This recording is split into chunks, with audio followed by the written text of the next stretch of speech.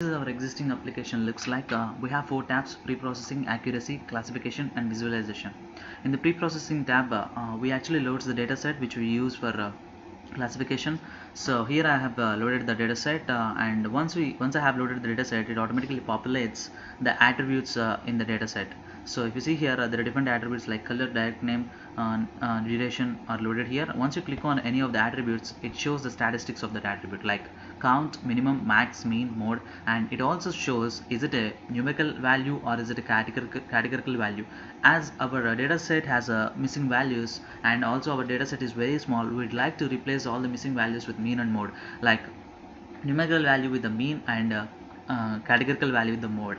So once you have a we have two different types of filters, one is replace with mean and mode, another one is remove rows with missing values. So once you select the replace with mean and mode, and once we apply, it automatically checks that whether it is a categorical value or numerical value. Based on that, it replaces the categorical values with the mode and numerical value with the mean. So it takes time. So I have already prepared a data set which has which are replaced with all these values. So I will load that data set now for the time consuming, for the time being. Let's wait for until it replaces all the values. Yeah, so and also we have a visualization tab wherein you can actually see the correlation between different attributes.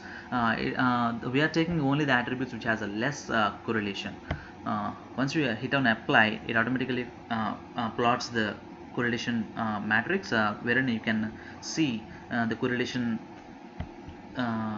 in relation between different attributes. If you see here, this actor 3 Facebook likes and actor 1 and number of voted users has higher correlation. So we like to remove all those attributes from the data set. You can remove the attributes by just checking on it and then click on remove. It automatically removes the attributes from the data set. So I have the already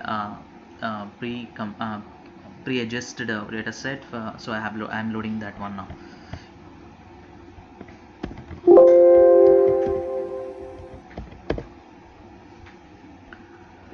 So these are the final attributes with less correlation, and then we'll go to the accuracy. This is the tab wherein we actually compute the accuracy of different algorithms which we implemented. As we implemented two algorithms, we'll check what are the accuracy they are predicting for these two. As the support vector machine is taking a bit longer time, I've already computed the accuracy of the support vector machine. It is predicting 75.76 accuracy. And let's see for the random forest. I'm taking the maximum depth of 15 and number of estimators as 120, and I'm taking the target feature as IMDb score.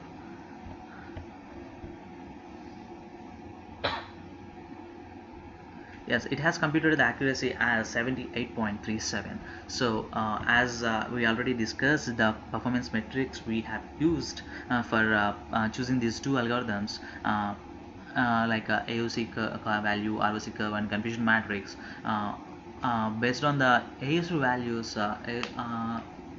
ASU values, we can say both are performing similar, but when comparing the accuracy, random forest is performing much better.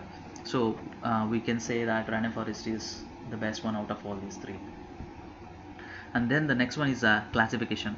In the classification, we'll give the random data set, and we'll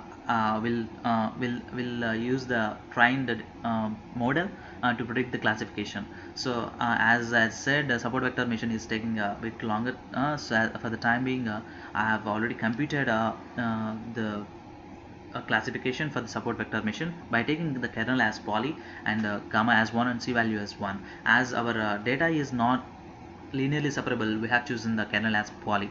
So for the given data set, support vector machine classified the data as average movie, and you can see the scaling as well here. So the rating is if the rating is between 0 to 5.5, we classify it as a bad movie, and if it is between 5.5 to 8, it is an average movie, and if it is between 8 to 10, it is a good movie. So let's see for the random forest. So I will be taking max depth as 15 and random enough estimators as 120. Let's see what it predicts for this given data set. Yes, it predicted the same. So both the classifiers are working, producing the similar results. So now let's go to the future work and conclusions. So in the future work, we'd like to take the dataset, which is very larger when compared to the existing dataset, to build the robust models, and and also we are predicting the rating interval, but would like to predict the exact rating and the gross revenue. For that, we would like to incorporate regression algorithms like ANN, logistic regression, and the third one is like our application is limited as of now, but to be used in the industries, a more robust classification and precise rating should be predicted. So as part of the conclusion, we have explained how we have chosen the two algorithms out of three, based on AUC value, ROC curve, and confusion matrix, and we also demonstrated how a movie is classified when a random movie data is provided, and even also it could be able to predict the rating interval. And both the classifiers produced the similar results, but when compared with the test data, and but SVM produces accuracy of 75.76 and random forest produces an accuracy of 77.95. Yeah, that's all of a project. I would like to work on the improvements. Thank you.